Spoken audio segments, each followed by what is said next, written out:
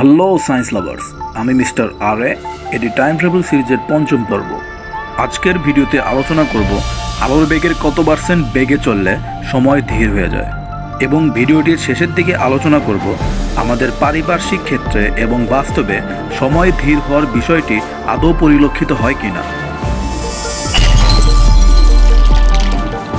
আপেক্ষিকতার তত্ত্ব প্রকাশ হবার পর বিজ্ঞানী মহলে হইচই পড়ে যায়। অনেকেই সময় সম্পর্কে পরম ধারণা ত্যাগ করতে রাজি ছিল না। তবে এই তত্ত্বের আবেদন শুধু বিজ্ঞানী মহলেই সীমাবদ্ধ ছিল না। আপেক্ষিক তত্ত্বের গুরুত্ব অনুধাবন করার পর এ নিয়ে শত শত জনপ্রিয় ধারার লেখা প্রকাশিত হতে থাকে।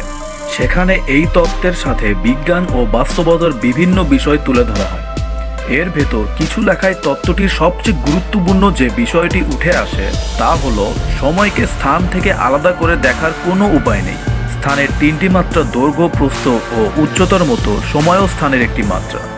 স্থান ও কাল মিলেমিশে এক অভিন্ন সত্তা তৈরি করে, তাকে বলা হয় স্থানকাল বা স্পেস টাইম। স্থানকালের ধারণার পেছনের মূল বিষয়টি সে সময় খুব কম মানুষই অনুধাবন করতে পেরেছিল। স্থান এবং কাল এক হয়ে যাওয়ায় এদের মধ্যে একটি প্রতিসাম্যতার সৃষ্টি হয়। এদের একটিকে কোনো অক্ষের সাপেক্ষে ঘুরিয়ে সহজে আরেকটিতে পরিণত করা যায়। আমরা যদি কোনো বস্তুকে 90 ডিগ্রি ঘোরাই তাহলে এর দৈর্ঘ্য প্রস্থে রূপান্তরিত হবে, আর প্রস্থ উচ্চতায় রূপান্তরিত হবে। একটি সাধারণ ঘূর্ণনের মাধ্যমে স্থানের কোনো মাত্রাকে অন্যটিতে পরিবর্তন করার স্বাধীনতা আছে। আর এখন সময় ও স্থানের আরেকটি মাত্রা হবার কারণে এই চতুর্মাত্রিক সত্তাকে একটি নির্দিষ্টভাবে ঘুরিয়ে স্থানকে সময়ে আর সময়কে স্থানে পরিণত করা যায়। এই নির্দিষ্ট চারমাত্রিক ঘূর্ণনের ফলে স্থানকাল একটি নির্দিষ্ট উপায়ে বিচ্যুত হওয়াটা বিশেষ আপেক্ষিকতার একটি দাবি। অনেকেই ভাবতে পারেন সময় যেহেতু মহাবিশ্বের স্থানকালের একটি মাত্রা এবং কোনো বস্তুকে উল্টো করলে যদি দৈর্ঘ্যকে প্রস্থে এবং প্রস্থকে উচ্চতায় পরিণত করা যায় তবে সময়কেও বুঝি উল্টো করে ধরা যাবে। কিন্তু এখানে একটা সমস্যা আছে। সময়কে কোনো বস্তুর মতো হাতে ঘোরানো যাবে না। তা করা গেলে আমরা ইচ্ছামতো সময়কে উল্টে দিয়ে অতীতে বা ভবিষ্যতে ভ্রমণ করতে পারতাম, কিন্তু আমরা বাস্তবিক ক্ষেত্রে এটা দেখতে পাই না। শুধুমাত্র নির্দিষ্ট কিছু গাণিতিক উপায়েই এই বিষয়টি করে দেখানো যায়, আর এই গাণিতিকভাবে করা বিষয়টিকে বাস্তবে করতে গেলে প্রয়োজন প্রচুর শক্তির। শুধু তাই না, এই শক্তি আমাদের চেনা পরিচিত শক্তির মতো নাও হতে পারে। সময়কে উল্টো দিকে চলতে গেলে আমাদের দরকার হয় বিশেষ এক ধরনের শক্তির। এর নাম হলো ঋণাত্মক শক্তি। এই ঋণাত্মক শক্তি সম্পর্কে আমরা পরবর্তী সিরিজগুলোতে আলোচনা করব। বিশেষ আপেক্ষিক তত্ত্ব থেকে দেখা যায় সময় সব ক্ষেত্রে ধ্রুবগতিতে চলে না, বরং আলোয় একটি ধ্রুবগতিতে চলে। আলোর গতি সকল অবস্থায় সমান থাকবে। ঘড়ির কাঁটা কতটা দ্রুত চলবে তা নির্ভর করবে আমরা কতটা দ্রুত চলছি তার উপর। নিউটনের ধারণায় সময়ের সাথে স্থানের কোনো সম্পর্ক না থাকলেও আপেক্ষিক তত্ত্বে স্থান এবং সময় একই মুদ্রার এপিঠ এবং ওপিঠ। সময় ধীর হবার আপেক্ষিক প্রভাব সবচেয়ে ভালো মতো বোঝা যায় আলোর বেগের কাছাকাছি বেগে।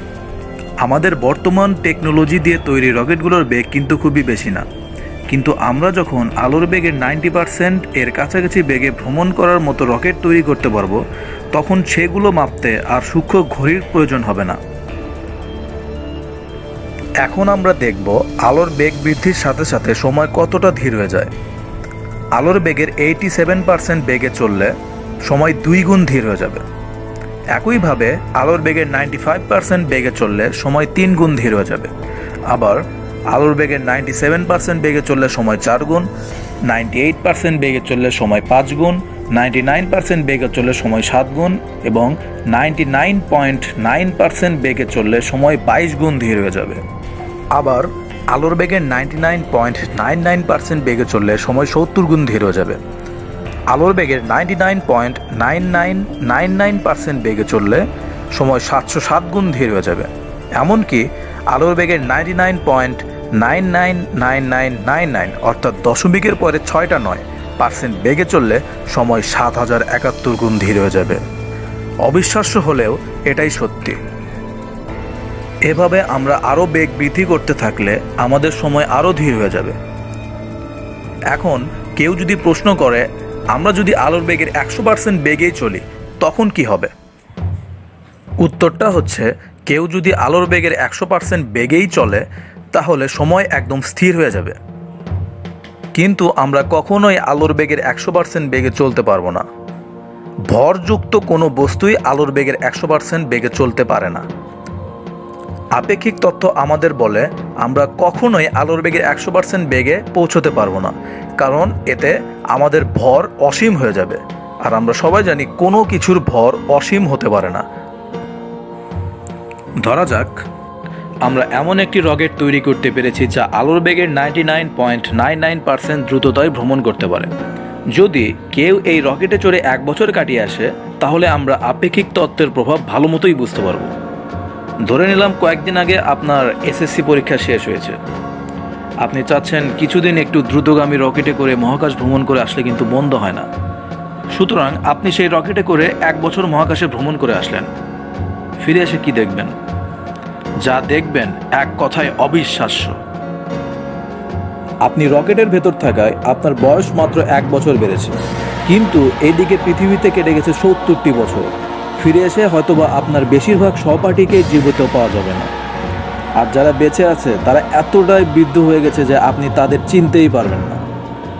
তাই এরকম মহাকাশ ভ্রমণ কিন্তু না করাই ভালো। সময় ধীর হবার বিষয়টি শুধু মানুষ বা সচেতন প্রাণীর ক্ষেত্রেই প্রযোজ্য নয়, বরং এই মহাবিশ্বের সকল প্রকার বস্তু কণিকার জন্যই প্রযোজ্য। যেমন মিউন কণার কথাই ধরা যাক। মিউন খুবই অস্থায়ী একটি কণিকা। এর গড় আয়ু মাত্র 2.2 মাইক্রোসেকেন্ড, অর্থাৎ 1 সেকেন্ডের 2 লক্ষ ভাগের 1 ভাগ সময়ের মধ্যেই এর উৎপত্তি ঘটে, আবার ধ্বংস ঘটে।